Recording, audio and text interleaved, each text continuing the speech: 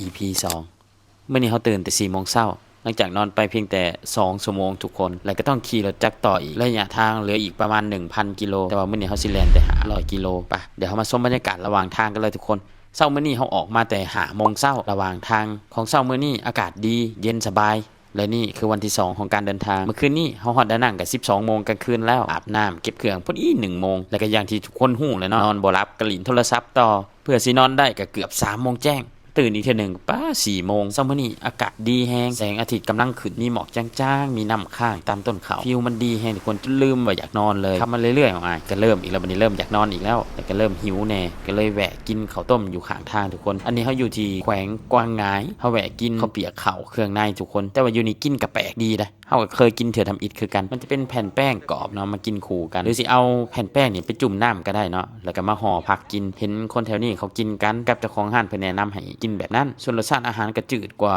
ที่เฮาเคยคุ้นกินอยู่ทางภาคใต้แต่ฟิลมันก็ได้อยู่ทุกคนแปลกดีคือสิแม่นคนแขวงกวางงายเขากินกันแล้วนี่ปะหลังจากกินแล้วเฮาก็เดินทางกันต่อทุกคนระหว่างทางนี่วิวดีแฮงขับมาเรื่อยๆเนาะก็เริ่มแดดออกแดดก็เริ่มแห้งขึ้นแล้วทุกคนมาบัดนี้ก็เริ่มหิวนอนอีกแล้วบ่ไหวแล้วมืนตาบ่ขึ้นแล้วเอาน้ำสาดใส่หน้าก็เริ่มเอาบ่อยู่เนาะก็เลยต้องได้แวะห้านกาแฟข้างทางห้านนี้จะเป็นแนวแบบมีเปให้นอนนำเด้อทุกคนคนเวียดนามใต้นี่เพิ่นนิยมหลายเด้อในการนอนเปและส่วนหลายเขามักจะนอนเว้นกันคนเวียดนามใต้เขาก็เลยลองเบิ่งเลยซะขี่กายตลอดบ่เคยได้นอนจักเทื่อเพราะว่าที่จริงเฮาก็มักนอนเปอยู่ได้สั่งกาแฟสั่งน้ำสุดท้ายก็บ่ได้นอนคือเก่าทุกคนนั่งตัดคลิป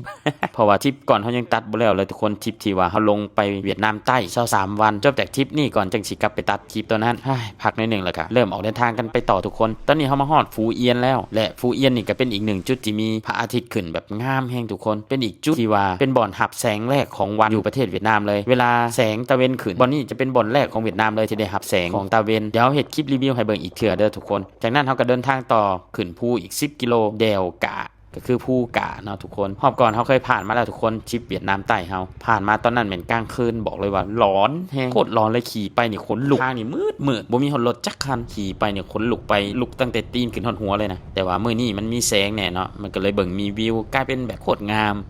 ก่อนฮอดยาจางเฮาก็แวะเติมน้ำมันอีกเทื่อนึงครับมาเรื่อยๆก็ฮอดยาจางแล้วทุกคนเฮาฮอดยาจางตอนประมาณ7-8 โมงกลางคืนนี่แหละทุกคนแล้วก็แวะซื้อข้าวซื้อน้ำที่อยากกินมื้อนี้ทั้งเมื่อยทั้งเพลียเลยเพราะว่าแวะถ่ายรูปแวะจอดหยังหลายบ่อแน่ก็เลยซื้อแนวกินมากินอยู่ห้องเลยถ้ามีคิดว่ากินแล้วก็สิออกไปย่างลิ้นอยู่ทะเลบ่กะเอาไปกินอยู่ทะเลเลยแต่ว่ากินอีกเทื่อกินไว้แล้วก็นอนดีกว่าเพราะว่ามื้อนี้ยังเดินทางอีก500 กิโลเมตรจังฮอดโฮจิมินห์แต่ว่า EP 3น่ะทะเลงามแฮงทุกคนน้ำใสแบบ